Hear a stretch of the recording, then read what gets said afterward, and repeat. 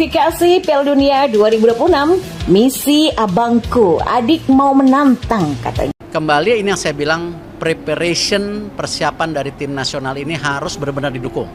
Saya sudah bicara sama Liga, semua pemain tim nasional yang bermain di Liga Indonesia wajib dimainkan. Jangan mereka di bangku cadangkan. Ya, jangan gara-gara ada 8 pemain asing nanti 6 bisa main di lapangan, 2 di ini pemain tim nasional kita dicadangkan. Saya bilang tidak mau, saya nggak mau. Harus dimainkan. Ya.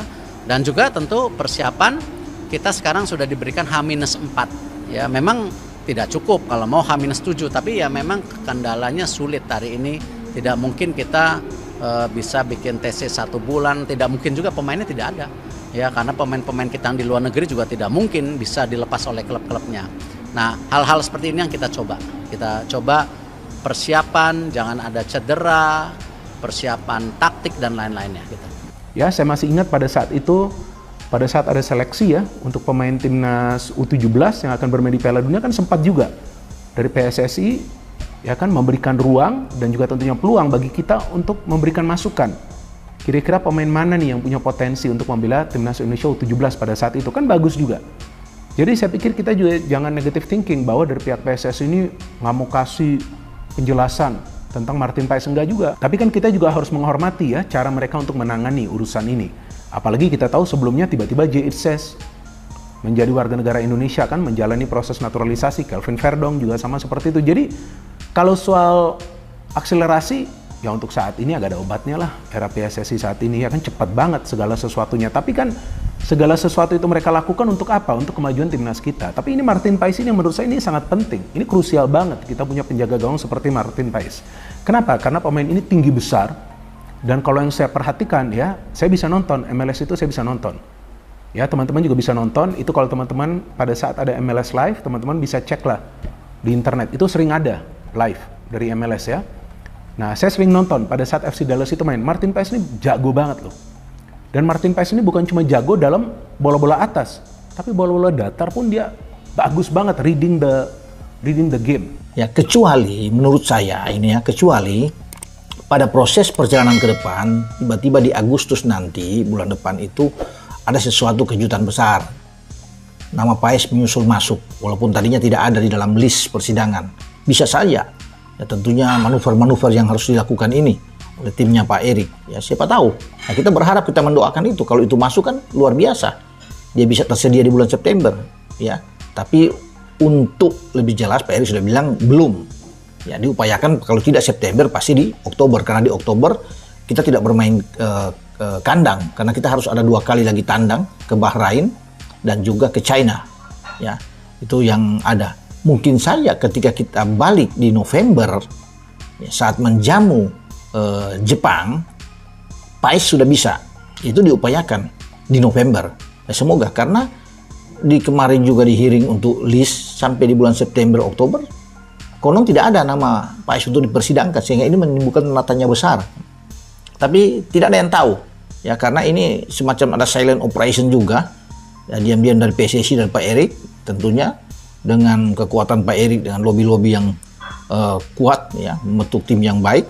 Ya kita berharap bahwa di tahun ini Paes sudah bisa bermain bersama tim nasional. Kalau dia tidak tersedia di bulan September, mungkin di Oktober. Kalau tidak di Oktober, ya di November. Itu yang ada. Ya, tapi kejelasan ini kan perlu buat teman-teman sehingga tidak bertanya-tanya lagi bagaimana lah ini itu yang muncul. Ya, saya sudah coba menanyakan ini. Oke. Terus Elkan Bagot ini memang ada permasalahan, sempat ada permasalahan, tapi itu hal yang wajar karena hampir semua pemain banyak di seluruh dunia pun sempat punya permasalahan dengan pelatihnya, sempat punya permasalahan dengan manajer timnya, sempat punya permasalahan dengan federasinya. Itu biasa banget. Nah, Elkan Bagot kemarin kayaknya sempat bermasalah. Tapi dia itu masih, atau PSSI itu masih menjaga komunikasi dengan si Elkan Bagot. Masih baik-baik aja, nggak ada permasalahan. Dan kemungkinan besar, kata Sekjen PSSI itu Elkan Bagot itu nanti di putaran ketiga dia akan pasti dipanggil gitu. Nah, selain kita pengen tim ini lengkap, ya, kehadiran Elkan Bagot juga sangat dibutuhkan karena kan ada beberapa pemain kita yang harus absen untuk ngebela timnas Indonesia nanti di putaran ketiga di awal-awal pertandingannya gitu. Jadi Elkan Bagot kayaknya akan balik lagi, dan kita sebagai supporter, sebagai pecinta timnas, sebagai warga Indonesia, kita harus stop, karena banyak banget yang ngebully dia, yang dinyatakan alah lo mana rasa nasionalis lo. Rasa nasionalis lo ditanyain kayak gitu. Ya itu kejauhan lah. Jadi orang punya sedikit permasalahan pribadi, mungkin ada sesuatu yang kita nggak tahu. Kalaupun dia jelasin mungkin kita ngerti, tapi dia bukan tipikal orang yang mau ngejelasin. Mungkin kayak gitu. Positive thinking aja, jadi nggak capek lo. Nanti kalau negatif thinking mulu sakit eranya. Hati sakit, jiwa sakit. Cuman ada beberapa paradok aja yang saya lihat gitu. Apa paradoknya? Di beberapa jejak digital dalam beberapa hari kemarin, itu dibilang bahwa kita peringkat paling rendah. Dia memang? 134 ya. Ya. Di luar, yang kedua terendah setelah Kuwait kan. Oke, betul. Cuma paradoknya adalah sebelum lawan Irak, FIFA ranking itu hanyalah angka katanya. Itu juga ada jejak digital. Ya. Jadi buat saya konsistensi dalam bicaranya nggak ada. Sinteyong ini waktu lawan Irak dia gembar-gembor bahwa FIFA ranking itu nggak ada artinya. Begitu dapat mau undian babak ketiga, kita rankingnya yang paling rendah. Kita butuh keajaiban untuk lolos gitu. Anda melihat itu sebagai apa pernyataan itu? Ya konsistensinya nggak ada aja menurut saya sih. Bukannya sebagai orang yang tahu diri akan timnya? Betul, realistis. Realistis kan? Ya tapi bagus dengan dong. pernyataan sebelumnya kita sudah level Asia, FIFA ranking itu hanyalah angka, apa? Konsistensinya. Kontra. Nggak ada Gitu. tuh, paradoks. Sebelum lebih lanjut, jangan lupa klik tombol jempolnya, karena jempol kalian adalah bukti kalian cinta timnas Indonesia.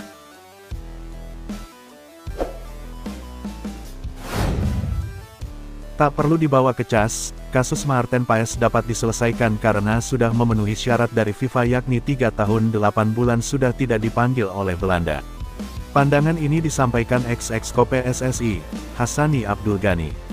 Menurut dia, adanya celah ini diharapkan dapat membantu penyelesaian masalah Maarten Paes, sehingga tidak harus dibawa ke Court Arbitration of Sport (CAS). Namun, bila tetap dibawa ke lembaga arbitrase olahraga, hal tersebut bisa menjadi argumen dari PSSI atas statuta FIFA. Menurut Hassani, Maarten Paes memang pernah membela timnas Belanda U19 dan timnas Belanda U21 pada tanggal 15 September tahun 2020. Namun saat bermain di timnas Belanda U21, usianya sudah 22 tahun. Sehingga hal tersebut menjadi batu sandungan ketika diupayakan pindah federasi dari KNVB ke PSSI agar dapat membela timnas Indonesia. Adapun celah yang dilihat Hassani Abdul Ghani adalah bahwa dalam salah satu klausul disebutkan bahwa ada jangka waktu tertentu pemain tersebut tidak lagi dipanggil oleh tim nasional. Maarten Paes ini sudah 3 tahun 8 bulan tidak dipanggil oleh timnas Belanda. Jadi seharusnya bisa diproses untuk membela timnas Indonesia, kata Hassani Abdul Ghani di Hassanis Corner. Dengan memanfaatkan celah tersebut, diharapkan dapat memuluskan jalan bagi Maarten Paes membela timnas Indonesia dan dapat diturunkan di round 3 kualifikasi Piala Dunia 2026 zona Asia. Sebab, tanpa tambahan pemain naturalisasi dan keturunan, bakal sulit bagi tim nasional Indonesia bersaing di round 3 kualifikasi Piala Dunia 2026.